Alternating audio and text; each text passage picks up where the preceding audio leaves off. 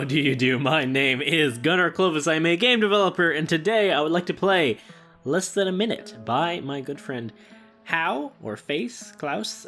He is a Swedish indie game developer, and yeah, his page is, I'm an independent indie developer of smaller games. Hope you find something that you find interesting. I find pretty much all of his games interesting. I did a big playthrough a while ago, just for me. I binged through all these games. I really like Klaus's game, his sense of humor is a very kind of odd perspective. It's always kind of very weird and slightly creepy, but humorous. I don't know, to me it really comes off as kind of like a fusion of Justin Roiland of Rick and Morty fame now, and Edmund McMillan of mainly Super Meat Boy and Binding of Isaac fame. It's just like, look at that banner. He's an artist primarily, and just does fantastic work. Like, holy crap.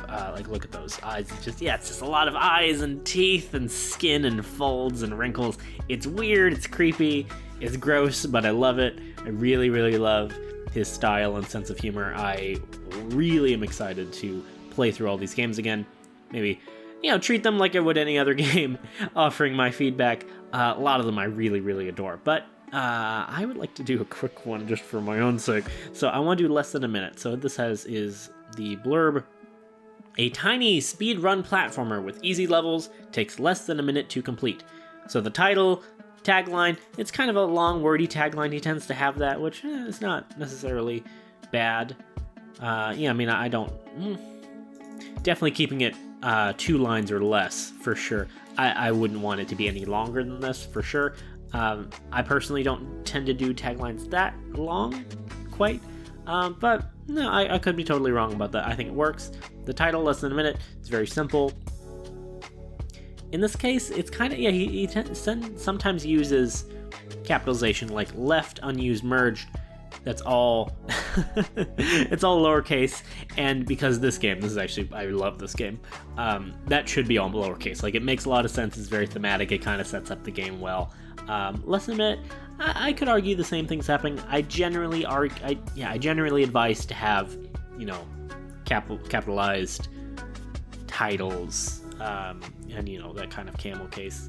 No, it's not camel case. It's just capitalized. It's title case, But here, I don't know. I think it works and explains itself well. And pretty sure all of HAUO's games are playable in browser, which I really love. I cannot recommend this enough. It's so important. So yeah, we'll play this. This is not one of HAUO's biggest or favorite games. It's very simple. You can see it has a very small window. And I will critique that the game page here is pretty bad, because it's the default itch game page. It's that white with the gray and the kind of, I really don't like the shade of red. It's kind of a slightly orangish red.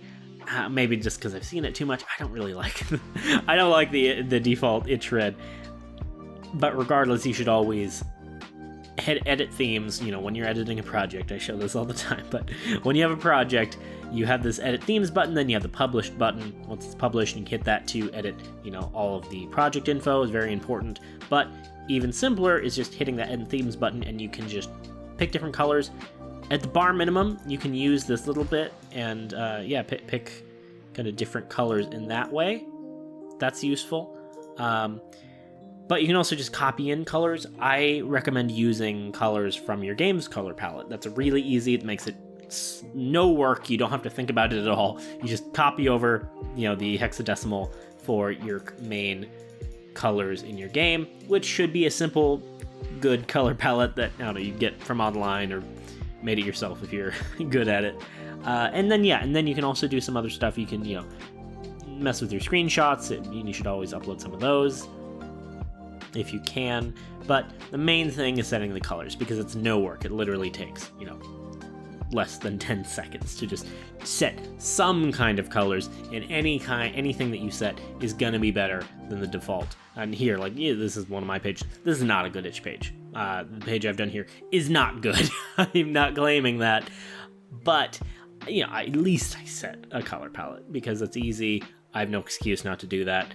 So I'm always gonna harp and jab a little bit when that isn't done. And so here, HAUO does such great art and has fantastic color theory, so I'm sure he could put interesting colors all around. But yeah, we'll play this. So this was made for Summer of Fast to Complete Games Jam 2017, a tiny platformer game. It's as simple as that. Just get to the portal and go to the next level. Try and finish as fast as you can. Just want to make something small. So yeah, we can do this. Okay, another problem here, I can't maximize. So it's very good, actually. I really do recommend having games in very small resolutions, small windows like this. Very good. I think that's very positive. And I believe this is a Construct game. Okay. Yeah, so in a simple 2D engine like Construct or GameMaker or whatever it is you use, it's good to start with those, or just use those lower resolutions. Even big games like, best example I can come to mind is Hyper Light Drifter. Hyper Light Drifter, beautiful game, one of the prettiest indie games ever.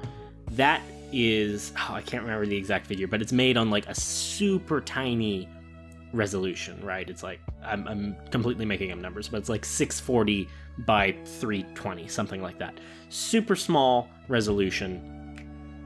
Everything is drawn to that, and then it's scaled upwards from that. That's really good. That can make it less work and do a lot of stuff, but you need to let your game be able to be put in full screen, right? And you can do that within the game itself. You need to do that for a downloadable version. But when you have a WebGL or HTML5 build like it is here, and like you should pretty much always have for an itch game, any free itch game jam game, always recommend having an HTML5 playable version in browser.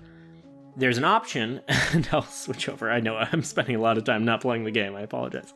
But there's an option. So here, actually, that game's loud. I don't want to do that. All my games have audio, though. Alright, fine. Alright, if we go here, yeah, we see this little button to maximize, to put in full screen. That's super important. You always really want that button, regardless of what your resolution is, because that is, I'm not aware of a situation where you could kind of have it broken. So when you have a HTML browser playable game on itch.io, you can set the viewport dimensions. That's good. I'm actually not even sure what the best kind of practice is for that. Experiment, keep it smaller. I would say you definitely want to keep it playable, viewable fully in one browser very easily, so they don't have to kind of like jigger with the scroll bar, right? And it definitely should not go like over the resolution of the web browser. I see that far too much, which is unfortunate. But yeah, set the viewport dimensions, and then you can have it embedded page or click to launch in full screen. I generally recommend embedded page, but if you have a very complex game, a very immersive game, I don't know, for whatever reason, you can have it set click to launch in full screen. There's not really a problem with that. But important thing, always do this, is toggle this full screen button thing. So that adds a button to the bottom right corner of your embed to make it full screen. That is so important. Always do that. I really don't think there's ever really a reason to do that, unless you're doing something really weird and experimental. Honestly, it'd have to be really weird where you're like using the itch web page as like part of the game itself in kind of a metagame method. I don't see a real reason to do that. There's other options to the frame here. Mobile friendly. Generally, that's not going to be true. HTML5 does not scale to mobile browsers quite right. And so you can set that. It really doesn't change anything. It's just when you don't have that set and you try to play the game on a mobile web browser, it'll complain for a second and say, oh, it's not ready to do that, or it's not made for that. Automatically start and page load. I don't recommend like ever doing this, even when you have a small game, because it's going to start out audio without them wanting it. I just don't really ever recommend doing this. I experimented with this. I think there was absolutely a failure, just really annoying. I don't recommend doing that. And enable full scroll bars. Also, I don't really think it's needed or recommended. It depends, though. I could see maybe some specific situations. But yeah, I've talked a lot about that. I wish there's a way to maximize. So instead, I just kind of have to zoom in, so that's 100% zoom. and I can awkwardly zoom in to try and get it fit, but you see there's all this crap on the side. I don't, yeah. So here, less than a minute. Enter portal, clear all levels. We have WASD and arrow keys working. That's the minimum. Always good. Ooh, that was loud for me. Yeah, that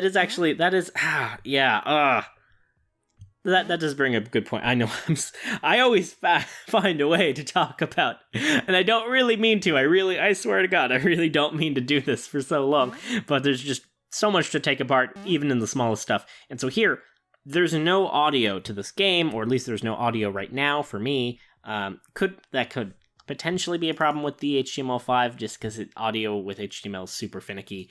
But I'm pretty sure this just doesn't have music. I mean, not audio. It doesn't have background music. But it has that sound effect. And so I don't have a frame of reference for how loud the game should be set. That the background audio is kind of setting the bar.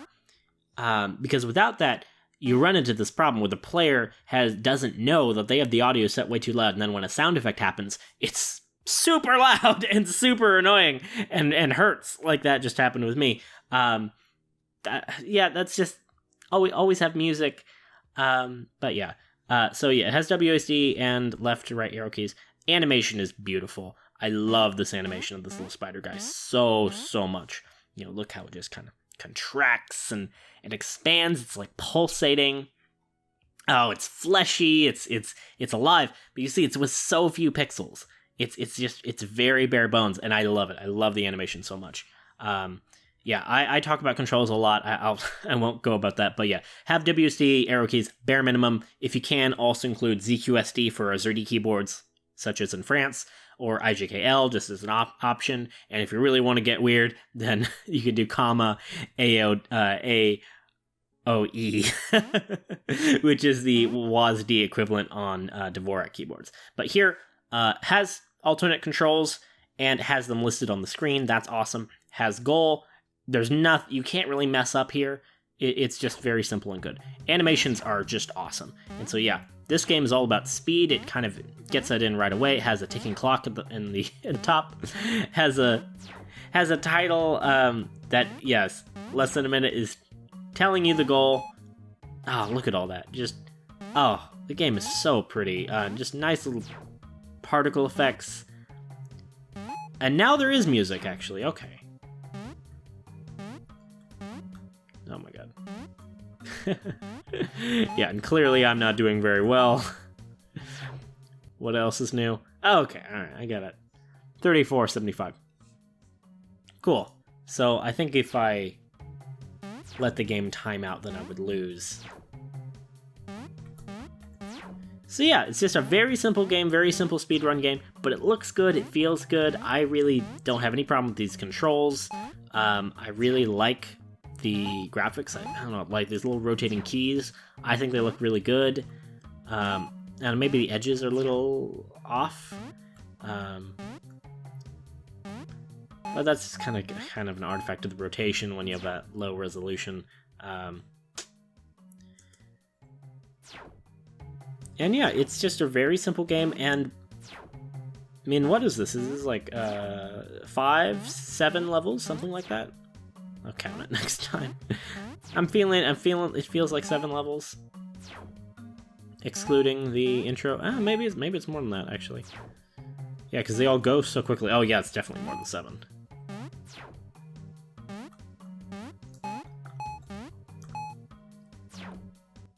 Man. Oh, wait. Oh, okay, right. That was my time remaining. I forgot. Yeah. So yeah, just very simple. And so this kind of game may seem, too basic to some people, but this is perfect. This is really good. And I really recommend this kind of small scope, short game because it's easier to make and it gives you time to focus on polish. So that's what this game is. Just like, I cannot get enough of this little spider guy, little 4-legged weird black blob, and his little pulsating, contracting. It contracts so much. It's weird and creepy, and I love it. I love the animation. I love the style. It just conjures a lot of stuff in you, and this is so good. And so this is perfect. Instead of making a bunch of levels you just put nice stuff. And so yeah, we have like all these little gravity particles happening. Yeah, just like a lot of really nice stuff. It's very simple. Oh, I screwed up already. And yeah, so it's really nice. And yeah, so making short games frequently, which is what HAUO was doing for a very long time. He's kind of stopped now, and he's working on some on some bigger projects now, which is awesome. And hopefully we can see more about that soon enough. Yeah, that wasn't good enough. Ah, man.